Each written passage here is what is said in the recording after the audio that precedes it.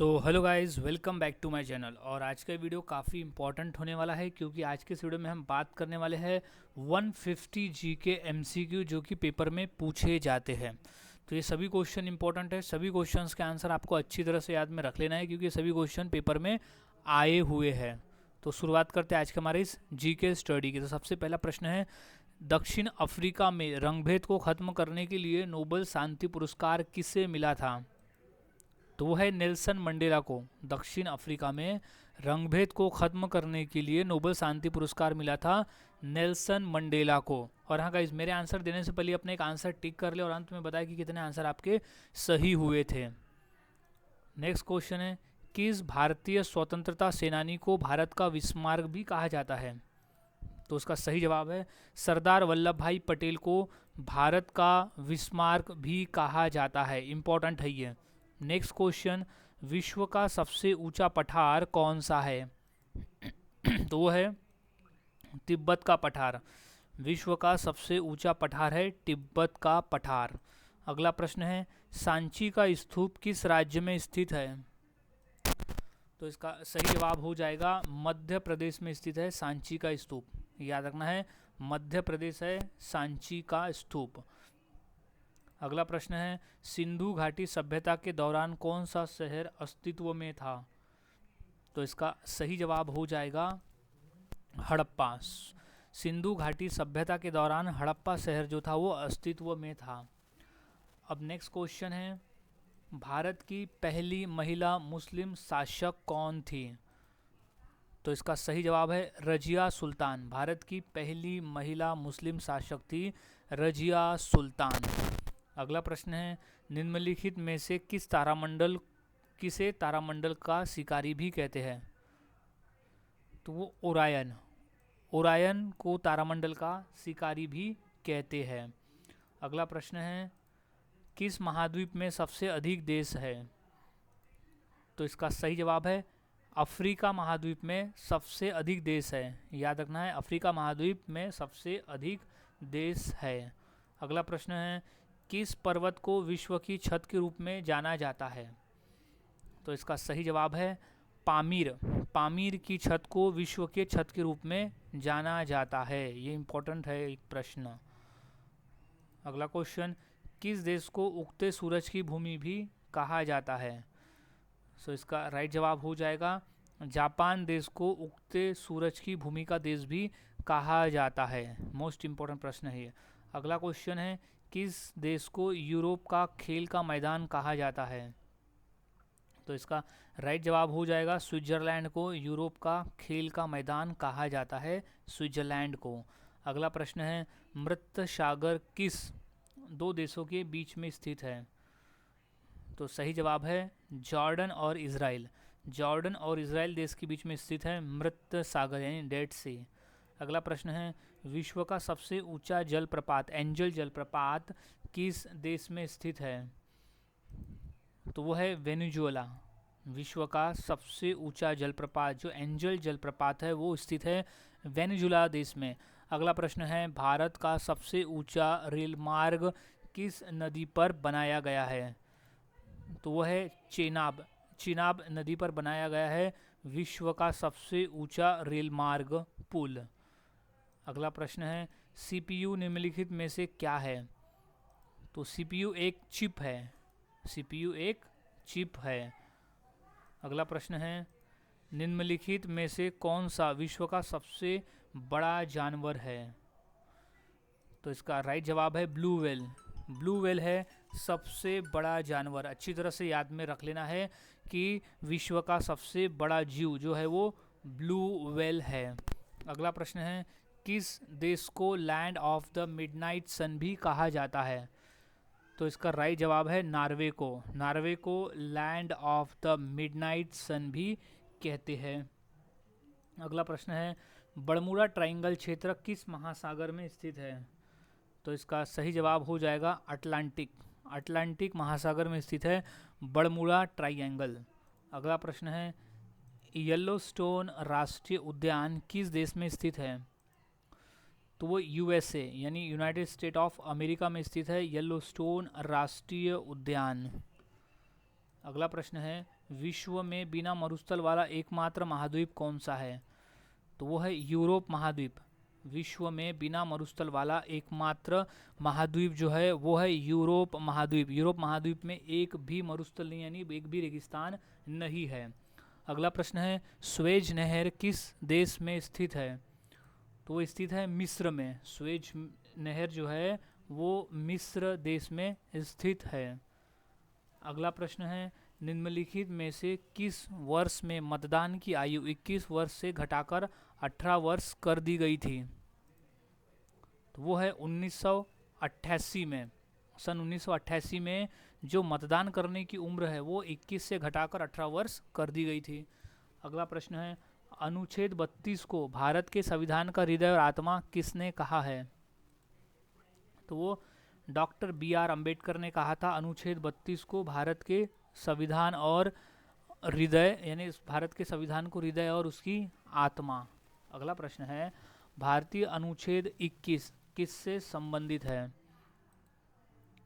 तो वो संबंधित है जीवन के अधिकार से। याद रखना है भारतीय संविधान का अनुच्छेद 21 है जीवन के अधिकार से संबंधित।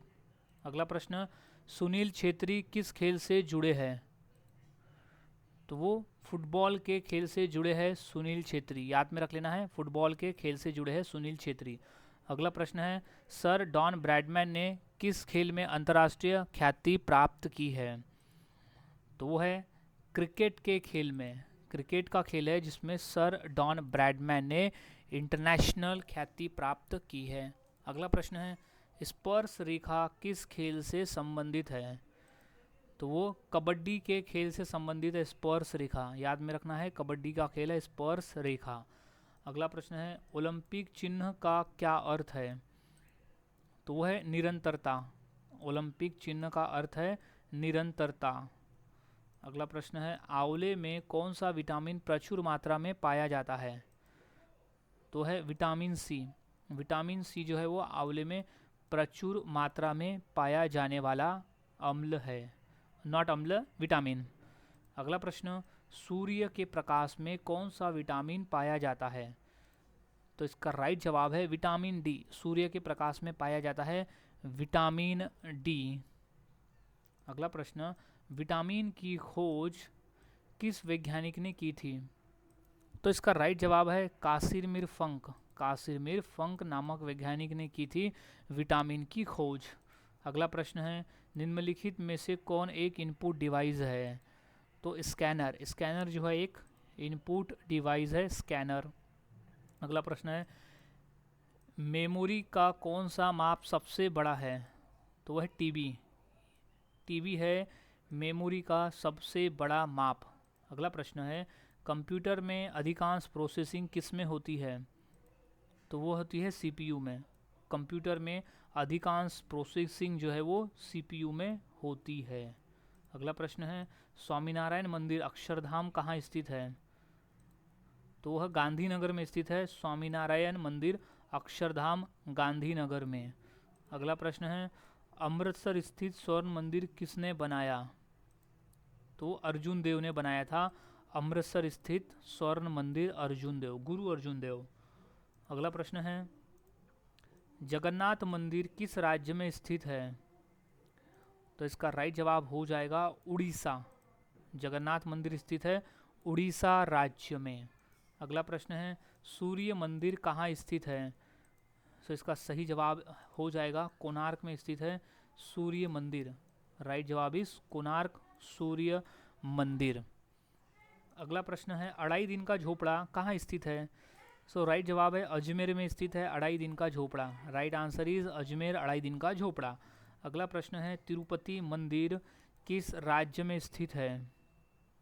तो इसका सही जवाब है आंध्र प्रदेश में स्थित है तिरुपति मंदिर। तिरुपति मंदिर राइट जवाब इज आंध्र प्रदेश। अगला प्रश्न है खजुराहो के मंदिर किस राज्य में है? तो वो है मध्य प्रदेश में स्थित है खजुराहो के मंदिर। राइट जवाब इज मध्य प्रदेश। अगला प्रश्न है बौद्ध धर्म प्रवर्तक कौन है? तो वो है गौतम बुद्ध है बौद्ध धर्म प्रवर्तक। अगला प्रश्न है यहूदियों का पवित्र धार्मिक ग्रंथ कौन सा है? तो है तनख। तनख है यहूदियों का पवित्र धार्मिक ग्रंथ। अगला प्रश्न है पारसियों का पवित्र धार्मिक ग्रंथ कौन सा है? तो है जेंदा वेक्ता। जेंदा वेक्ता है पारसियों का धार्मिक ग्रंथ। अगला प्रश्न है सिख धर्म की पवित्र पुस्तक कौन सी है?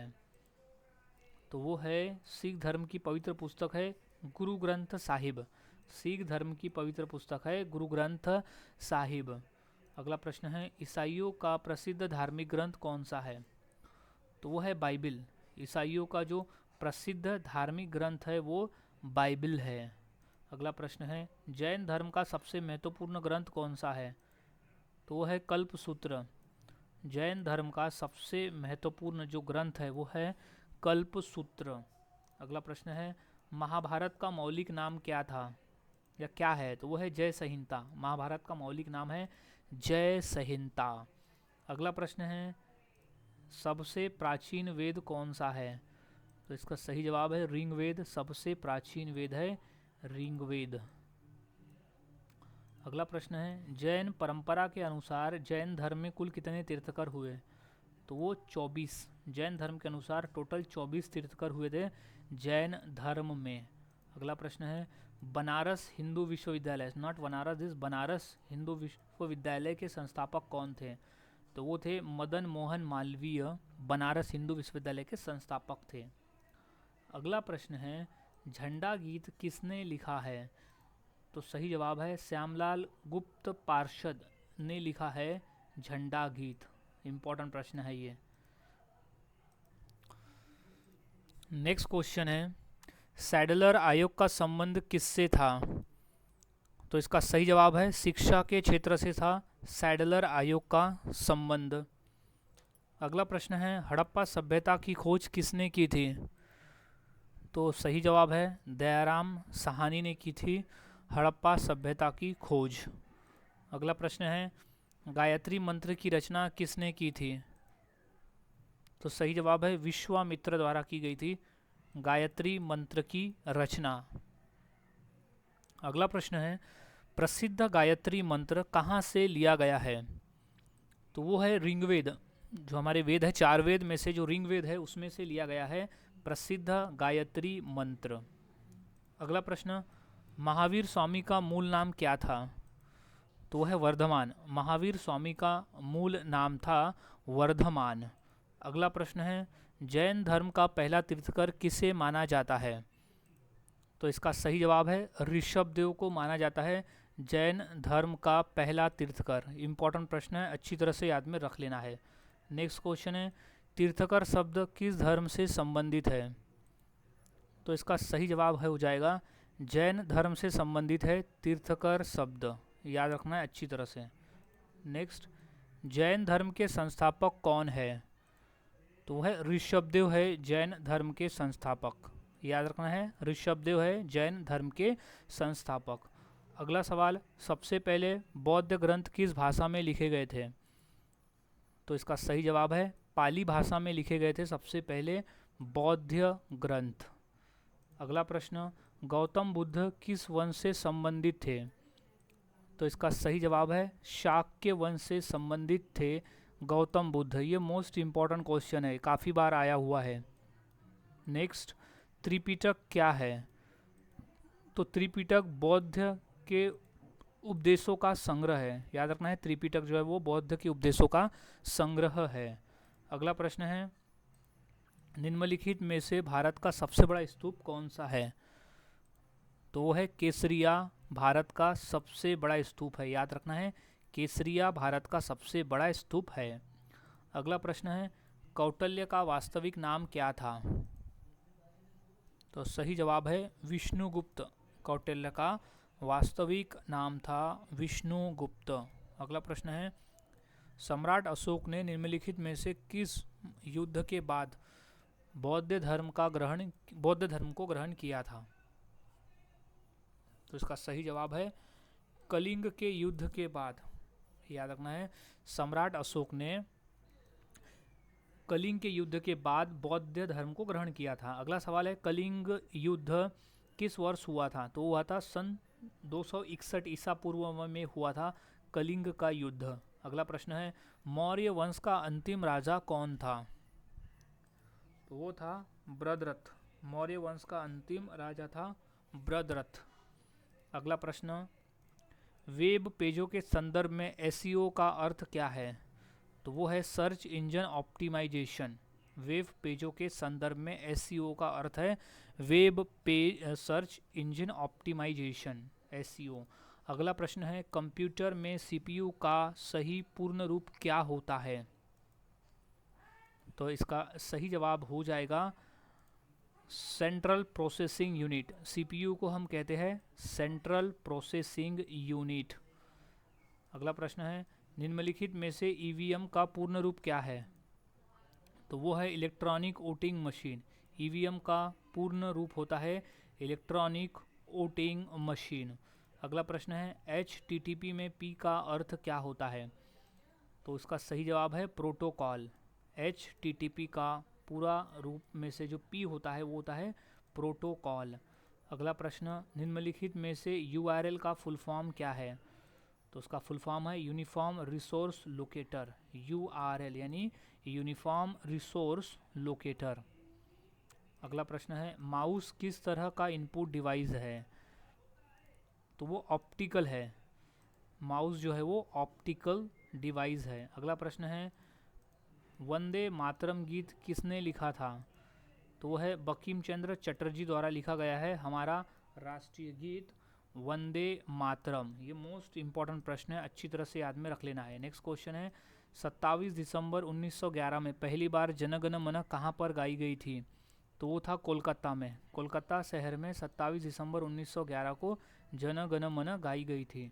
अगला प्रश्न है पोस्ट ऑफिस के लेखक कौन है? तो सही जवाब है रविन्द्रनाथ टैगोर है पोस्ट ऑफिस के लेखक। राइट जवाब is Rabindranath Tagore post office के लेखक। अगला प्रश्न है भारत का राष्ट्रीय पंचांग किस संवत पर आधारित है? तो वो है शक संवत पर आधारित है भारत का राष्ट्रीय पंचांग। अगला प्रश्न है हमारा राष्ट्रीय गीत वंदे मातरम कहाँ से संकलित है? तो वो है आनंद मठ से संकलित है। हमारा राष्ट्रीय गीत वंदे मातरम आनंद मठ से लिया गया है। अगला प्रश्न है आनंद मठ के लेखक कौन है? तो वो है बंकिम चंद्र चटर्जी है आनंद मठ के लेखक। मोस्ट इंपॉर्टेंट प्रश्न है ये, आनंद मठ के लेखक है बंकिम चंद्र चटर्जी। अगला प्रश्न है भारतीय संविधान के अनुसार देश का प्रथम नागरिक कौन होता है? तो वो है राष्ट्रपति। भारतीय संविधान के अनुसार भारत का जो प्रथम नागरिक होता है वो राष्ट्रपति होता है और द्वितीय नागरिक होता है उपराष्ट्रपति। अगला प्रश्न है भारत में कार्यपालिका का अध्यक्ष कौन होता है? तो वो होता है राष्ट्रपति। भारत में कार्यपालिका का अध्यक्ष होता है राष्ट्रपति। मोस्ट इंपॉर्टेंट क्वेश्चन है, अच्छी तरह से याद में रख लेना है। सो गाइस नेक्स्ट क्वेश्चन है पुरुषों की नसबंदी को क्या कहा जाता है? तो इसका सही जवाब है वैक्सेक्टोमी कहा जाता है पुरुषों की नसबंदी को। इंपॉर्टेंट प्रश्न है ये। नेक्स्ट क्वेश्चन है मानव शरीर का रक्त बैंक क्या कहलाता है? तो मानव शरीर का जो रक्त बैंक है वो प्लीहा कहलाता है। याद रखना है मानव शरीर का रक्त बैंक प्लीहा कहलाता है। अगला प्रश्न है रक्त में पाई जाने वाली धातु कौन सी है? तो इसका सही जवाब है लोहा। रक्त में लोहा नामक धातु पाई जाती है क्योंकि लोहा जो है लोहे की वजह से रक्त का जो रंग है वो लाल कलर का दिखाई पड़ता है। नेक्स्ट क्वेश्चन है मानव रक्त का पीएच मान कितना होता है? तो इसका सही जवाब है 7.4 का होता है मानव रक्त का पीएच मान 7.4। अगला प्रश्न है मानव शरीर की सबसे लंबी हड्डी कौन सी है? तो वो है फीमर हड्डी। मानव शरीर की सबसे लंबी हड्डी होती है जो कि मानव शरीर के जांघ में पाई जाती है। अगला प्रश्न है मनुष्य में कुल कितनी हड्डियां होती है? तो इसका राइट जवाब है 206। मानव शरीर में कुल 206 हड्डियां पाई जाती है। अगला प्रश्न है पृथ्वी पर ग्रीन हाउस प्रभाव के लिए कौन सी गैस जिम्मेदार है? तो वो है कार्बन डाइऑक्साइड। पृथ्वी पर ग्रीन हाउस प्रभाव के लिए कार्बन डाइऑक्साइड गैस जो है वो जिम्मेदार है। अगला प्रश्न है पद्मावत के लेखक कौन है? तो वो है मलिक मोहम्मद जायसी। पद्मावत के लेखक है मलिक मोहम्मद जायसी। नेक्स्ट क्वेश्चन है पंचतंत्र के लेखक कौन है? तो इसका सही जवाब है विष्णु शर्मा द्वारा लिखी गई है पुस्तक पंचतंत्र। इंपॉर्टेंट प्रश्न है ये, काफ़ी बार ये क्वेश्चन पेपर में आ चुका है, तो अच्छी तरह से इसे याद में रख लेना है। अब नेक्स्ट क्वेश्चन है, गाइड के लेखक कौन है? तो इसका सही जवाब है आर के नारायण। गाइड के जो लेखक है वो है आर के नारायण। अगला प्रश्न है, गोदान किसकी रचना है? तो इसका सही जवाब है मुंशी प्रेमचंद जी की रचना है गोदान। ये मोस्ट इंपॉर्टेंट क्वेश्चन है गाइज, क्योंकि ये क्वेश्चन काफ़ी बार पेपर में आया है, तो याद रखना है गोदान जो है वो मुंशी प्रेमचंद की रचना है। अगला प्रश्न है, गीतांजलि किसकी प्रसिद्ध पुस्तक है? तो वह रविंद्रनाथ टैगोर की प्रसिद्ध पुस्तक है गीतांजलि। याद रखना है गीतांजलि जो है वो रविंद्रनाथ टैगोर की प्रसिद्ध पुस्तक है। अगला प्रश्न है, वेल्थ ऑफ नेशंस के लेखक कौन है? तो इसका सही जवाब है एडम स्मिथ है वेल्थ ऑफ नेशंस के लेखक। इंपॉर्टेंट प्रश्न है ये, वेल्थ ऑफ नेशंस के लेखक है एडम स्मिथ। अगला प्रश्न है, अर्थशास्त्र किसकी कृति है? तो वह कौटिल्य की। अर्थशास्त्र जो है वो कौटिल्य की कृति है। कौटिल्य यानी होता है चाणक्य, और उनका एक अन्य नाम था विष्णु शर्मा, याद रखने ला है। नेक्स्ट क्वेश्चन, रामायण के लेखक कौन है? तो इसका सही जवाब है वेद व्यास है रामायण के लेखक। रामायण के लेखक है वेद व्यास। अगला प्रश्न, महाभारत के लेखक कौन है? तो वो है महर्षि वाल्मीकि है महाभारत के लेखक महर्षि वाल्मीकि। अगला प्रश्न, विश्व का प्रथम नगर जिस पर परमाणु बम गिराया गया, तो वह है हिरोशिमा। हिरोशिमा जो है वो विश्व का प्रथम नगर है जिस पर परमाणु बम गिराया गया है। अगला प्रश्न है, अंतरिक्ष में पहुंचने वाला विश्व का प्रथम व्यक्ति कौन है? तो वह है major Yuri Gagarin. Major Yuri Gagarin है अंतरिक्ष में पहुंचने वाला विश्व का प्रथम व्यक्ति। अगला प्रश्न, अंतर्राष्ट्रीय महिला दिवस हर वर्ष कब मनाया जाता है? तो वह है 8 मार्च को। 8 मार्च को हम हर साल अंतर्राष्ट्रीय महिला दिवस के रूप में मनाते हैं। वही अगर हम राष्ट्रीय महिला दिवस की बात करें तो वो हम मनाते हैं 13 फरवरी को। याद रखना है 13 फरवरी को हम मनाते हैं राष्ट्रीय महिला दिवस। अगला प्रश्न, अंतर्राष्ट्रीय योग दिवस कब मनाया जाता है? तो इसका राइट जवाब है 21 जून के दिन हम हर साल अंतर्राष्ट्रीय योग दिवस मनाते हैं। अगला प्रश्न, विश्व की पहली महिला प्रधानमंत्री कौन थी? तो वो है सिरिमाओ भंडारनायके। सिरिमाओ भंडारनायके है पहली महिला प्रधानमंत्री। अगला प्रश्न है, विश्व में माउंट एवरेस्ट पर जाने वाली पहली महिला कौन है? तो वो है जंके तंबी। जंके तंबी है विश्व में माउंट एवरेस्ट पे चढ़ने वाली पहली महिला। अगला प्रश्न है, विश्व में अंतरिक्ष में जाने वाली पहली महिला कौन है? तो है वेलेंटिना टेरेस्कोवा। वेलेंटिना टेरेस्कोवा है विश्व में अंतरिक्ष में जाने वाली पहली महिला। अगला प्रश्न है, कौन सी भाषा देव भाषा है? तो इसका सही जवाब है संस्कृत। संस्कृत भाषा जो है वो एक देव भाषा है। अगला प्रश्न है, जय हिंद का नारा किसने दिया? तो इसका सही जवाब हो जाएगा जय हिंद का नारा दिया था सुभाष चंद्र बोस ने। नेताजी सुभाष चंद्र बोस द्वारा दिया गया था जय हिंद का नारा। अगला क्वेश्चन है, किस भारतीय हॉकी खिलाड़ी का जन्म राष्ट्रीय खेल दिवस के रूप में मनाया जाता है?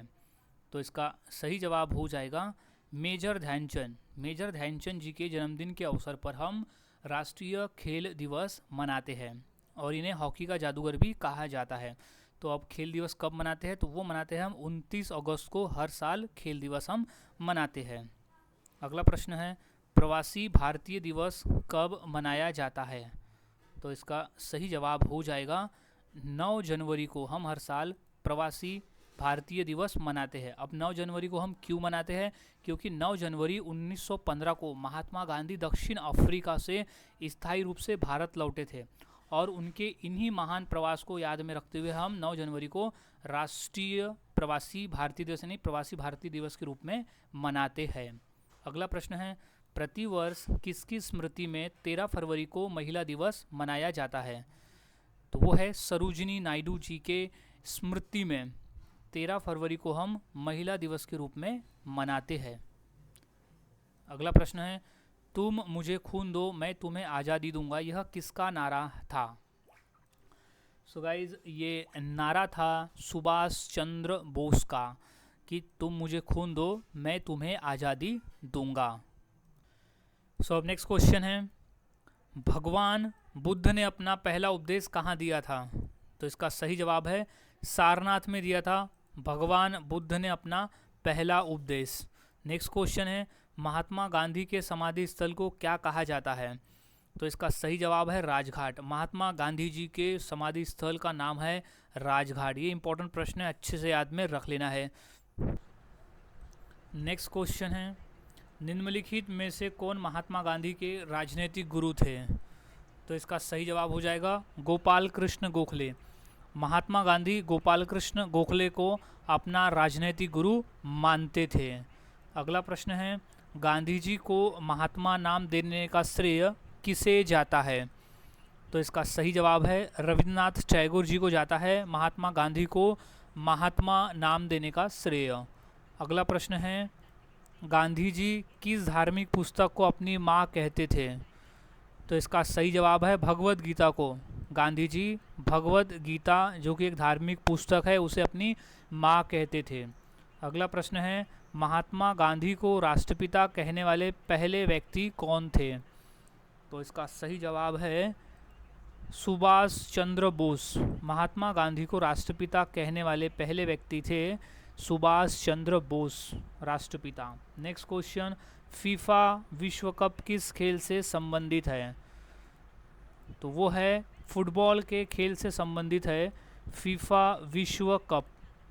अगला प्रश्न है, रणजी ट्रॉफी किस खेल से संबंधित है?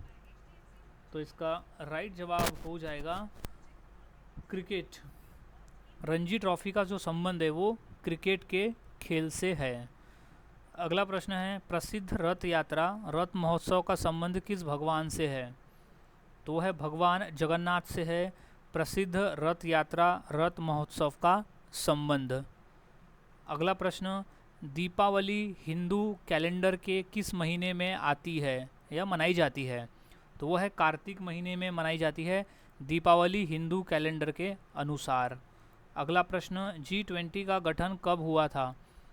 तो 1999 में, याद रखना है G20 का गठन जो है वो 1999 में हुआ था। अगला प्रश्न है, हॉकी के जादूगर मेजर ध्यानचंद जी की आत्मकथा का क्या नाम है? तो वो है गोल। हॉकी के जादूगर मेजर ध्यानचंद जी की आत्मकथा का नाम है गोल।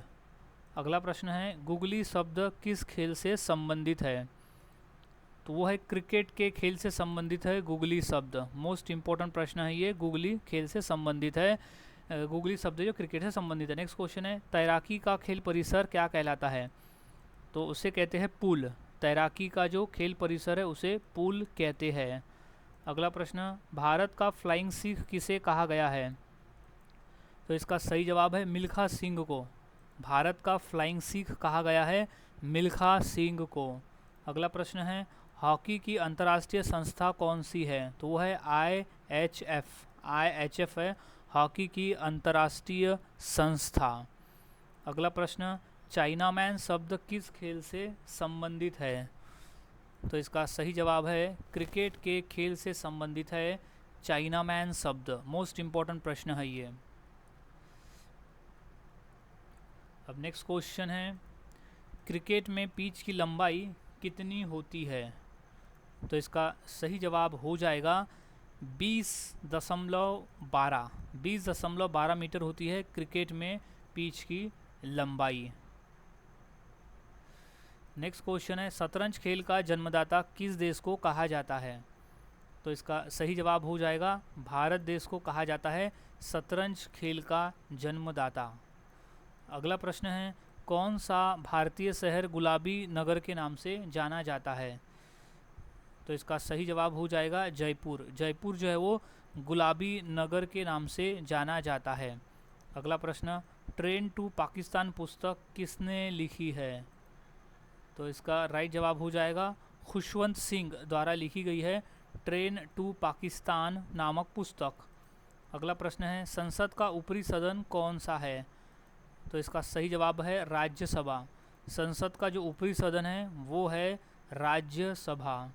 अगला प्रश्न है, भारत के किस राज्य को चीनी का कटोरा कहा जाता है? तो है उत्तर प्रदेश को। भारत के उत्तर प्रदेश राज्य को चीनी का कटोरा कहा जाता है। अगला प्रश्न है, चाणक्य किसका प्रधानमंत्री था? तो सही जवाब है चंद्रगुप्त मौर्य का। चाणक्य जो है वो चंद्रगुप्त मौर्य का प्रधानमंत्री था। अगला प्रश्न, जैन धर्म के प्रथम तीर्थकर कौन थे? सो इसका सही जवाब हो जाएगा ऋषभदेव थे। याद रखना है, जैन धर्म के प्रथम तीर्थकर और जैन धर्म के संस्थापक थे ऋषभदेव। अगला प्रश्न है, त्रिपिटक का धार्मिक ग्रंथ कौन सा है? यानी त्रिपिटक किसका धार्मिक ग्रंथ है? तो वो है बौद्ध धर्म का धार्मिक ग्रंथ है त्रिपिटक। इंपॉर्टेंट प्रश्न है ये। अब नेक्स्ट क्वेश्चन है, गायत्री मंत्र का सर्वप्रथम उल्लेख कहाँ मिलता है? तो वो है ऋग्वेद में मिलता है। गायत्री मंत्र का जो सर्वप्रथम उल्लेख है वो ऋग्वेद में मिलता है।